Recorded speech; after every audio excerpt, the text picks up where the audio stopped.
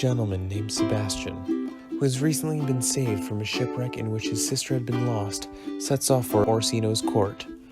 Antonio, the sailor who saved him, follows him, even though Antonio risks his own life to do so.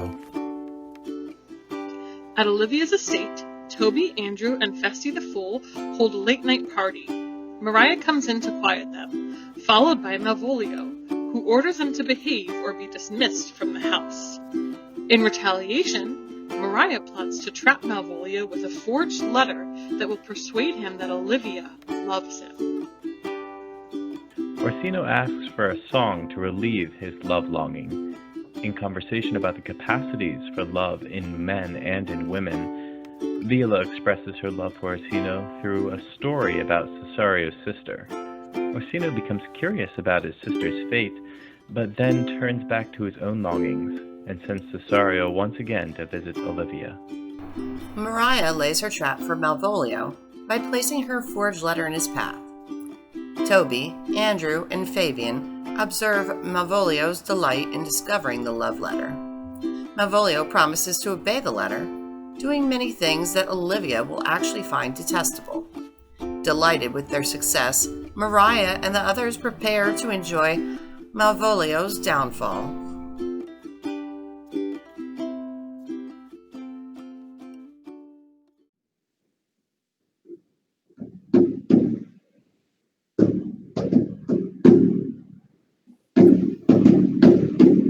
Save thee, friend, and thy music. Dost thou live by thy tabor? No, sir, I live by the church. Art thou a churchman? No such matter, sir. I do live by the church, for I do live at my house, and my house doth stand by the church. So thou mayst say, the king lies by a beggar if a beggar dwell near him. Or, the church stands by thy tabor if thy tabor stand by the church. You have said, sir, to see this age, a sentence is but a sharp glove to a good wit. How quickly the wrong side may be turned outward. Nay, that's certain. They that dally nicely with words may quickly make them wanton. I would, therefore, my sister had no name, sir. Why, man? Why, sir, her name's a word, and to dally with that word might make my sister wanton. But, indeed, words are very rascals since bonds disgrace them. Thy reason, man. Troth, sir, I can yield you none without words, and words are grown so false, I am loath to prove reason with them. I warrant thou art a merry fellow and carest for nothing. Not so, sir. I do care for something, but in my conscience, sir, I do not care for you. If that be to care for nothing, sir, I would it would make you invisible. Art not thou the Lady Olivia's fool? No, indeed, sir. The Lady Olivia has no folly. She will keep no fool, sir, till she be married. And fools are as like husbands as pilchards are to herrings. The husband's the bigger. I am indeed not her fool, but her corrupter of words. I saw thee late at Count Orsino's. Foolery, sir. Does walk about the orb like the sun. It shines everywhere. I would be sorry, sir, but the fool should be as oft with your master as with my mistress. I think I saw some of your wisdom there. Nay, and thou pass upon me? I'll no more with thee. Hold, there's thy expense for thee. Now, Jove, in his next commodity of hair, send thee a beard. By my troth, I'll tell thee, I am almost sick for one, though I would not have it grow on my chin. Is thy lady within? Would not a pair of these have bread, sir?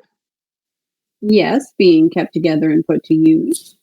I would play Lord Pandarus of Phrygia, sir, to bring a Cressida to this Troilus. I understand you. 'Tis well begged. The matter, I hope, is not great, sir, begging but a beggar. Cressida was a beggar. My lady is within, sir. I will concert to them whence you come, who you are, and what you would out of my welkin. I might say element, but the word is overworn. This fellow is wise enough to play the fool. and to do that well craves a kind of wit. He must observe their mood, on whom he jests, the quality of person and the time, and like the haggard, check at every feather that comes before his eye. This is a practice as full of labor as a wise man's art. Folly that he wisely shows is fit, but wise men, folly phone, quite tame their wit. Save you, gentleman. And you, sir. Deuce vous garde, monsieur. Vous assis, votre serviteur. I hope, sir, you are, and I am yours. Will you encounter the house? My niece is desirous you should enter, if your trade be to her. I am bound to your niece, sir. I mean, she is the list of my voyage. Taste your legs, sir. Put them to motion. My legs do better understand me, sir, than I understand what you mean by bidding me to taste my legs. I mean to go, sir, to enter. I will answer you with gate and entrance, but we are prevented. Most excellent, accomplished lady, the heavens rain odors on you. That use of rare courtier of rain odors, well? My matter hath no voice, lady, but to your own most pregnant and vouchsafed ear. Odors, pregnant, vouchsafed. I'll get them all, 3 already. Let the garden door be shut, and leave me to my hearing.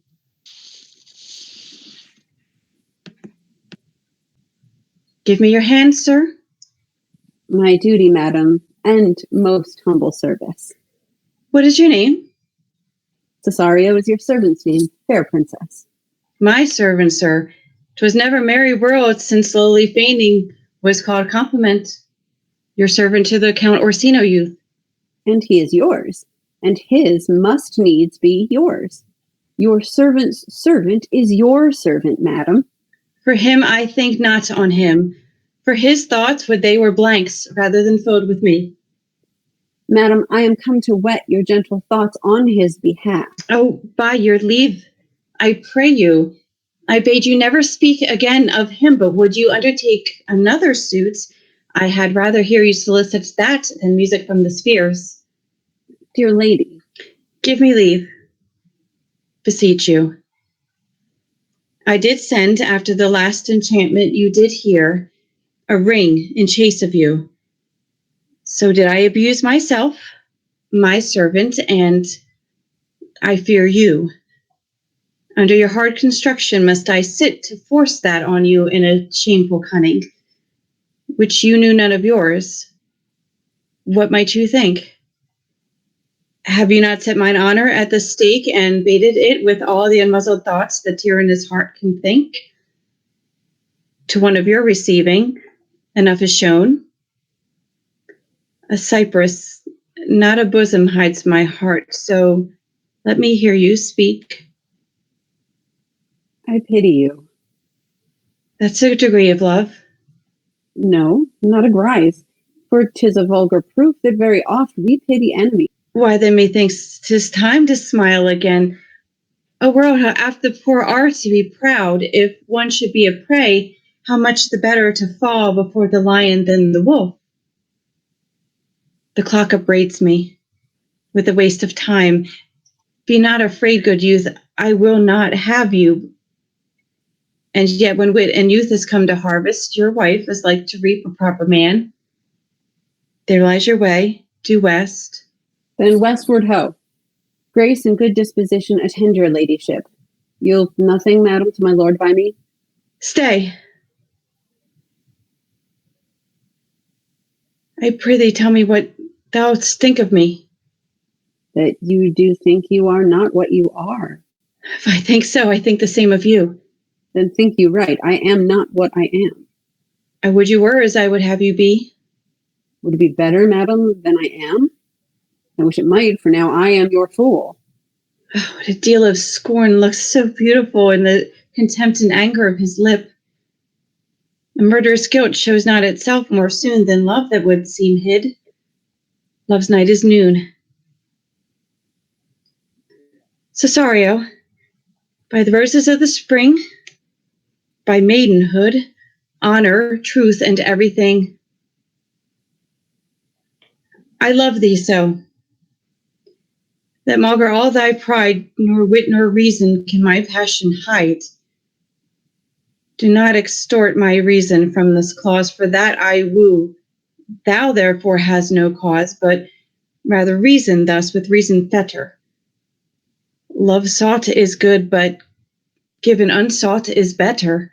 By innocence I swear, and by my youth I have one heart, one bosom, and one truth, and that no woman has, nor never none shall mistress of it be, save I alone. And so adieu, good madam. Nevermore will I my master's tears to you deplore. Yet come again, for thou mayest perhaps move that heart which thou pourest to like his love.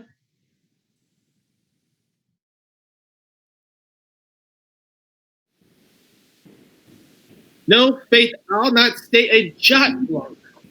Thy reason, oh dear Venom. Give thy reason. You must needs yield your reason, Sir Andrew. Mary, I saw your niece do more favors to the Count's serving men than she ever bestowed on me. I saw it in the orchard. Did she see thee the while, old boy? Tell me that. As plain as I see you now. This was a great argument of love in her toward you. Wait, will you make an ass of me? I will prove it legitimate, sir, upon the oaths of judgment and reason. And they have been grand jurymen since before Noah was a sailor. She did show favor to the youth in your sight, only to exasperate you, to wake your dormouse valor, to put fire in your heart and brimstone in your liver. You should have then accosted her, and with some excellent jest, fire new from the mint, you should have banged the youth into dumbness. This was looked for your hand, and this was balked. The double guilt of this opportunity you let time wash off, and you are now sailed into the north of my lady's opinion, where you will hang like an icicle on a Dutchman's beard, unless you do redeem it by some laudable attempt at either valor or policy. And be it any way, it must be with valor, for policy I hate. I'd at least be a brownist as a politician. Why then, build me thy fortunes upon the basis of valor. Challenge me the Count's youth to fight with him. Hurt him in 11 places.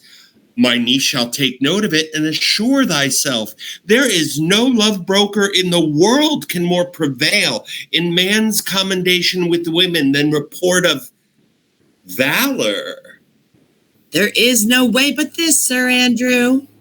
Will either of you bear me a challenge to him? Go. Write it in a martial hand. Be cursed and brief. It is no matter how witty, so it be eloquent and full of invention. Taunt him with the license of ink. If thou thouest him some thrice, it shall not be amiss. And as many lies as will lie in thy sheet of paper, although the sheet were big enough for the bed of ware in England, set 'em down. Go, about it. Let there be gall enough in thy ink, though. Thou write with a goose pen. No matter. About it. Where shall I find you? We'll call thee at the cubiculo. Go. This is a dear mannequin to you, Sir Toby. I have been dear to him, lad, some 2,000 strong or so. We shall have a rare letter from him, but you'll not deliver it? Oh, never trust me. Then, and by all means, stir on the youth to an answer. I think oxen and wain ropes cannot hail them together. For Andrew, if he were opened, and you find so much blood in his liver as will clog the foot of a flea, I'll eat the rest of the anatomy. and his opposite the youth bears in his visage no great presage of cruelty. Look where the youngest wren of mine comes. If you desire the spleen, you will laugh yourselves into stitches. Follow me. Young Gull Malvolio is turned heathen, a very renegado, for there is no Christian that means to be saved by believing rightly can ever believe such impossible passages of grossness.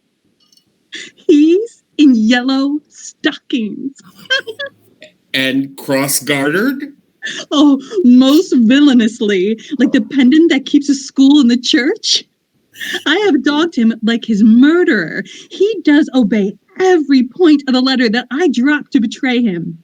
He does smile his face into more lines than is in the new map with the augmentations of the Indies.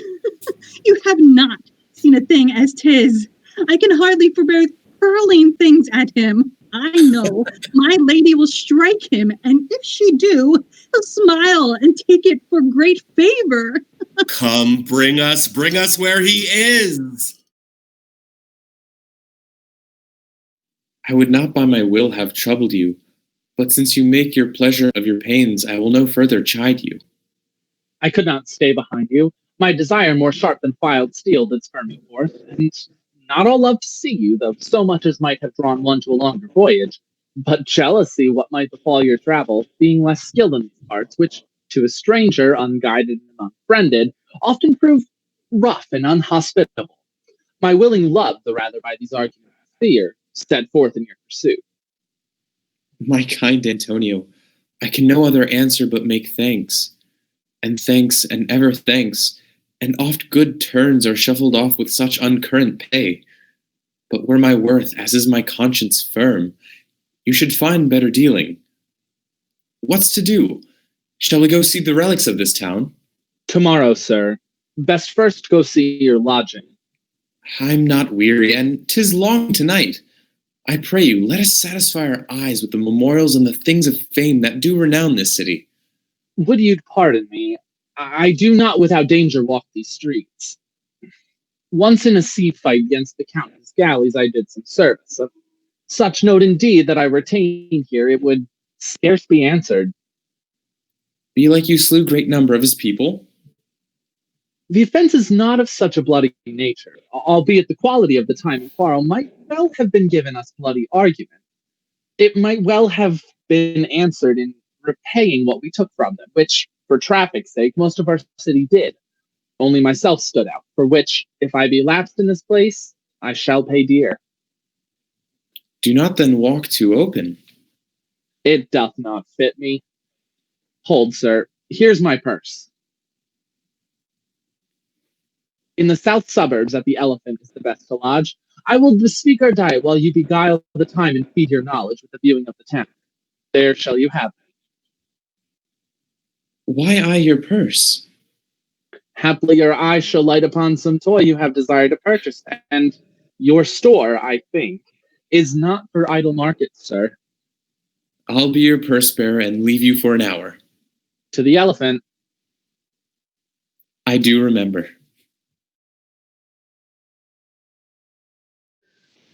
I have sent after him. He says he'll come. How shall I feast him? What bestow of him?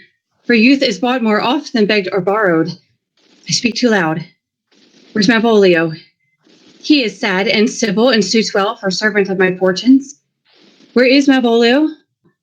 He's coming, madam, but in a very strange manner. He is sure possessed, madam. Why, what's the matter? Does he rave? No, madam, he does nothing but smile. Your ladyship were best to have some guard about you if he come, for sure the man is tainted in its wits. Go, call him hither. I am as mad as he, if sad and merry madness equal be. Sweet lady, ho ho. Smilest thou? I sent for thee upon a sad occasion. Sad lady?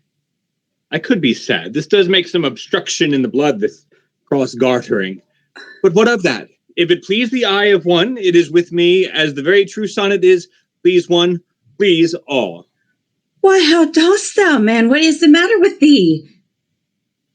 Not black in my mind, though yellow in my legs. It did come to these hands, and commands shall be executed. I think we do know the very sweet Roman hand.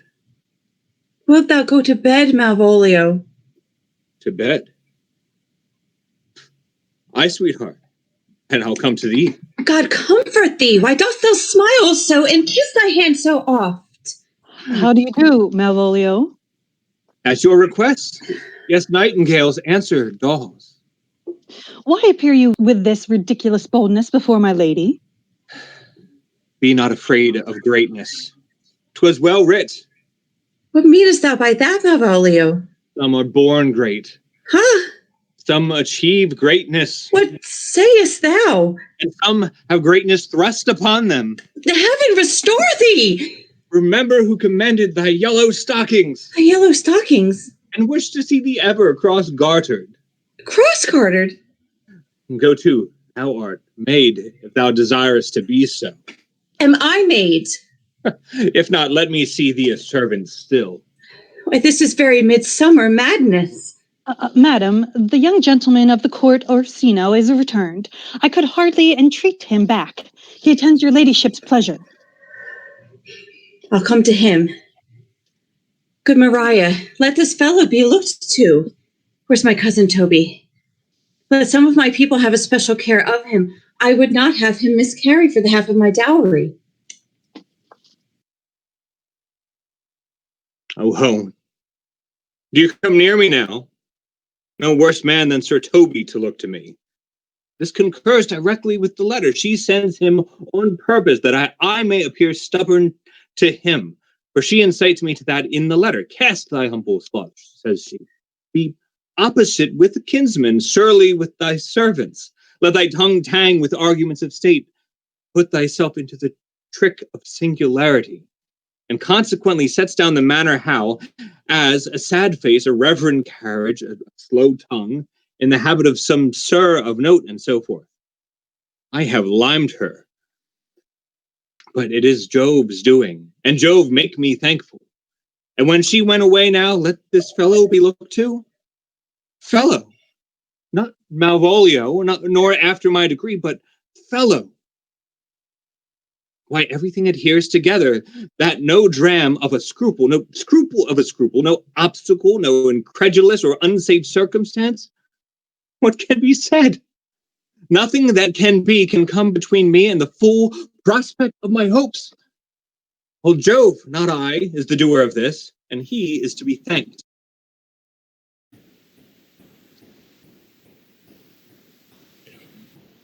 Which way is he in the name of sanctity? If all the devils of hell be drawn in little, and Legion himself possessed him, yet I'll speak to him. Here he is, here he is. How is it with you, sir? How is it with you, man? Go off. I discard you. Let me enjoy my private. Go off. Lo, how hallow the fiend speaks within him. Did not I tell you, Sir Toby, my lady praised you to have a care of him? Is she so? Go to, peace. Peace, we must deal gently with him. Let me alone. How do you, Malvolio? How is it with you? What, man? Defy the devil! Consider he's an enemy to mankind! Do you know what you say? Lay you, and you speak ill of the devil. How he takes it at heart. Pray God he not be bewitched. Carry his water to the wise woman. Marry, and it shall be done tomorrow morning if I live. My lady would not lose him for more than I'll say. How now, mistress? Oh, Lord. Prithee, hold thy peace. This is not the way. Do you not see you move him? Let me alone with him. No way but gentleness. Gently, gently. The fiend is rough and will not be roughly used. Why, how now, my ballcock? How dost thou, Chuck? Sir. Ah, Biddy, come with me. What? Man, 'tis not for gravity to play at cherry pit with Satan. Hang him, foul collier. Get him to say his prayers, good Sir Toby. Get him to pray. My prayers, mate. No, I warrant you, he will not hear of godliness. Go hang yourselves all. You are idle, shallow things. I am not of your element. You shall know more hereafter.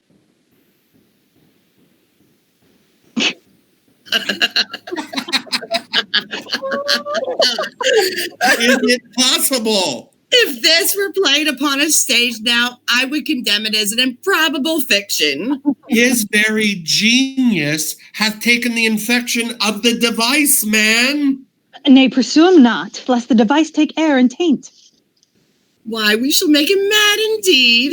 The house will be the quieter. Come, we'll have him in a dark room and bound. My niece is already in the belief that he's mad. We may carry it thus for our pleasure and his penance, till our very pastime, tired, out of breath, prompt us to have mercy on him, at which time we will bring the device to the bar and crown thee for a finder of madmen. Oh, but see. More matter for a May morning. Here's the challenge. Read it. Warrant there's vinegar and pepper in it. Is it so saucy? Aye, it is. I'll warrant him. Do, but read. Give me. Youth, whatsoever thou art but a scurvy fellow. Good and valiant. Wonder not, nor admire not in thy mind why I do call thee so, for I will show thee no reason for it. A good note that keeps you from the blow of the law. Thou comest to the lady Olivia, and in my sight she uses thee kindly. But thou liest in thy throat. That is not the matter I challenge thee for. Very brief and to exceeding good sense, lest I will waylay thee going home, where if it be thy chance to kill me, good. Thou kill'st me like a rogue and a villain. Still, you keep on the windy side of the law. Good. Fare thee well, and God have mercy upon one of our souls. He may have mercy upon mine, but my hope is better, and so look to thyself.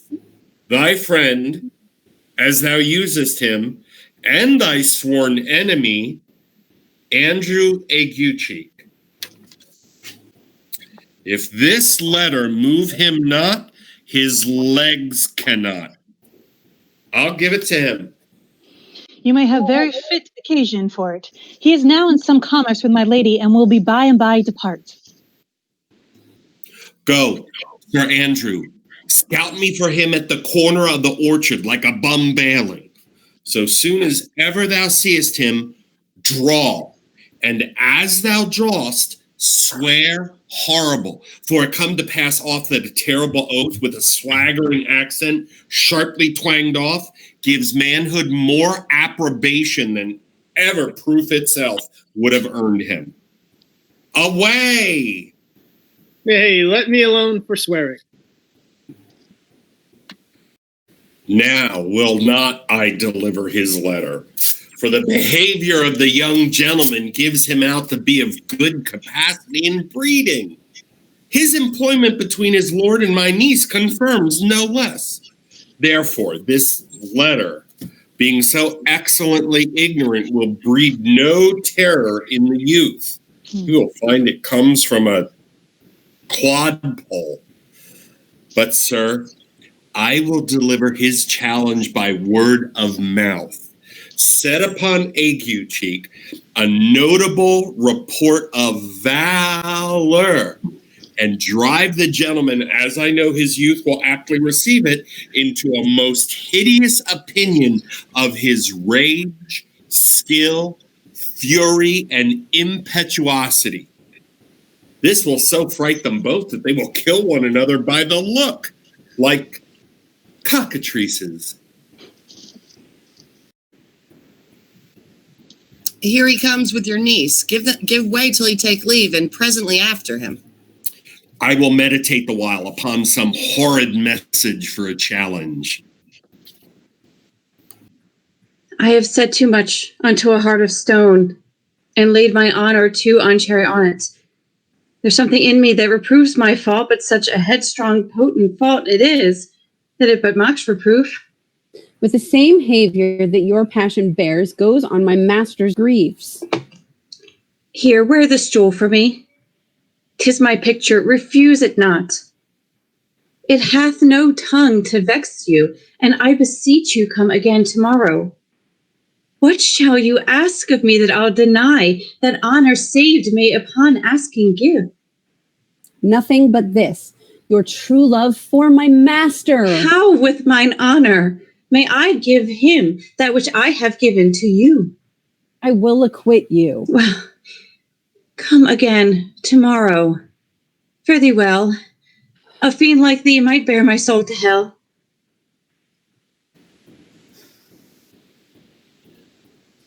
Gentlemen, God save thee.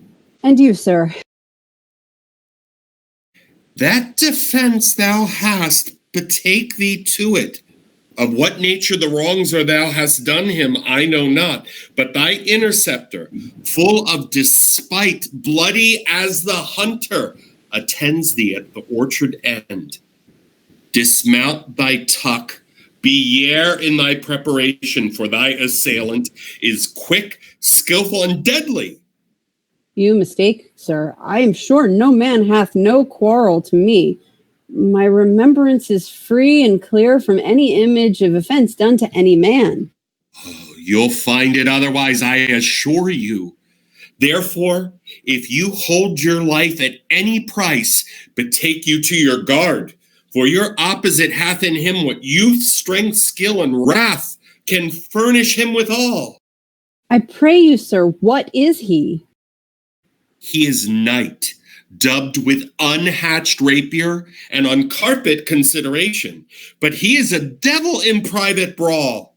Souls and bodies hath he divorced 3, and his incessant at this moment is so implacable that satisfaction can be none but by pangs of death and sepulchre. Hobnob is his word. Give it or take it. I will return again into the house and desire some conduct of the lady. I am no fighter. I have heard of some kind of men that put quarrels purposely on others to taste their valor. Belike this is a man of that quirk. Sir, no. His indignation derives itself out of a very competent injury. Therefore get you on and give him his desire. Back you shall not to the house, unless you undertake that with me, with as much safety you might answer him. Therefore, on, or strip your sword stark naked, for metal you must, that's certain, or forswear to wear iron about you. This is as uncivil as strange. I beseech you, do me this courteous office as to know of the knight what my offense to him is. It is something of my negligence, nothing of my purpose. I will do so. Signor Fabian, stay you by this gentleman till my return. Pray you, sir, do you know of this matter? I know the knight is incensed against you, even to a mortal arbitrament, but nothing of the circumstance more. I beseech you, what manner of man is he? Nothing of that wonderful promise to read him by his form, as you are like to find him in proof of his valor. He's indeed, sir, the most skillful and bloody and fatal opposite you could possibly have found in any part of Illyria. Will you walk towards him? I will make your peace with him if I can. I shall be much bound to you for it. I am one that had rather go with Sir Priest than Sir Knight. I care not who knows so much of my mettle. Why, man, he's a very devil. I have not seen such a farrago. I had a pass with him, rapier, scabbard, and all, and he gives me the stuck-in with such a mortal motion that it is inevitable. And on the answer, He pays you as surely as your feet hits the ground they step on. They say he has been fencer to the Sophie. Pox on it! I'll not meddle with him. But he will not be pacified. Fabian can scarce hold him yonder. Plague on it! And I thought he had been valiant and so cunning in fence. I'd have seen him down there. I'd have challenged him. Let the matter slip. And I'll give him my horse. Great Captain. I'll make the motion. Stand here. Make a good show on it. This shall end without the perdition of souls. Marry, I'll ride your horse as well as I ride you.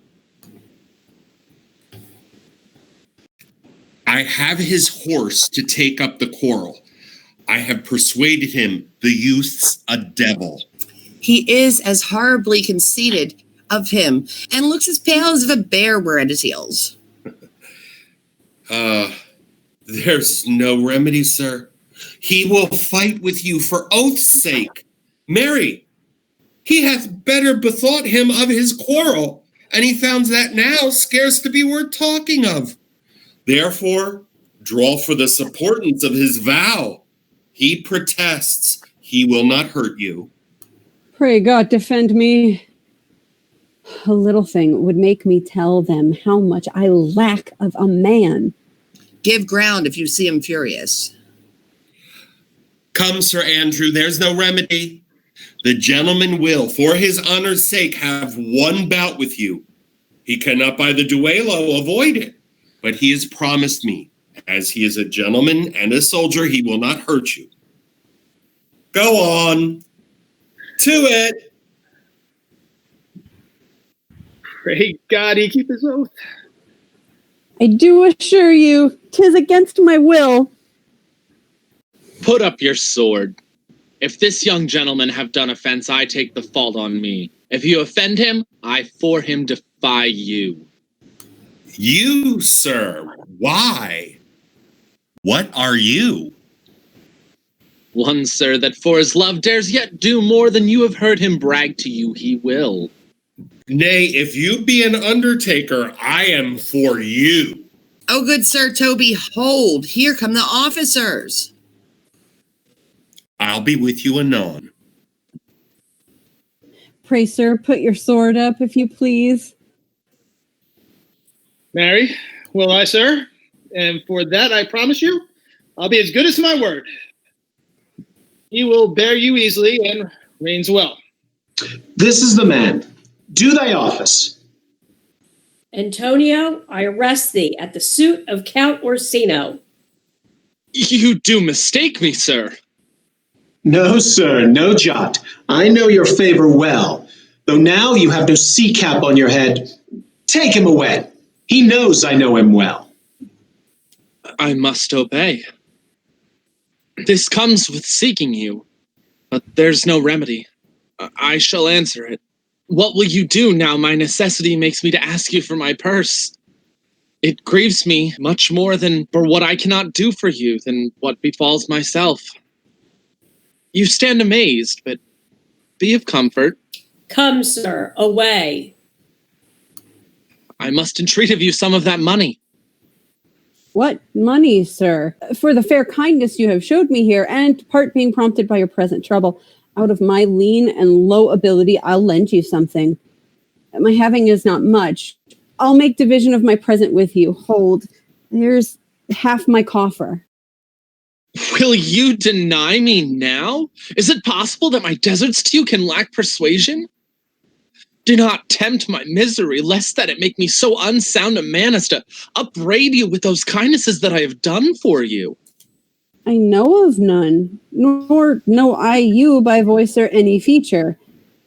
I hate ingratitude more in a man than lying, vainness, babbling drunkenness, or any taint of vice whose strong corruption inhabits our frail blood. Oh, heavens themselves! Come, sir, I pray you go. Let me speak a little. This youth that you see here, I snatched one half out of the jaws of death, relieved him with such sanctity of love, and to his image, which methought did promise most venerable worth, did I devotion. What's that to us? The time goes by. Away! But oh, how vile an idol proves this god. Thou hast, Sebastian, done good feature shame. In nature there's no blemish but the mind. None can be called deformed but the unkind. Virtue is beauty, but the beauteous evil are empty trunks o'erflourished by the devil. The man grows mad. Away with him. Come, sir. Lead me on. Methinks his words do from some passion fly that he believes himself. So do not I. Prove true imagination, oh, prove true that I, dear brother, be now ta'en for you. Come hither, knight. Come hither, Fabian. We'll whisper o'er a couplet or two of most sage saws. He named Sebastian. I, my brother, know yet living in my glass. Even such and so in favor was my brother, and he went still in this fashion. Color, ornament, for him I imitate. Oh, if it prove true. Tempests are kind and salt waves fresh in love. A very dishonest, paltry boy, and more a coward than a hare. His dishonesty appears in leaving his friend here in necessity and denying him. And for his cowardship, ask Fabian. A coward, a most devout coward, religious in it. Slide, I'll after him again and beat him. Do, cuff him soundly, but never draw thy sword. And I do not. Come, let's see the event. Oh, I dare lay any money 'twill be nothing yet.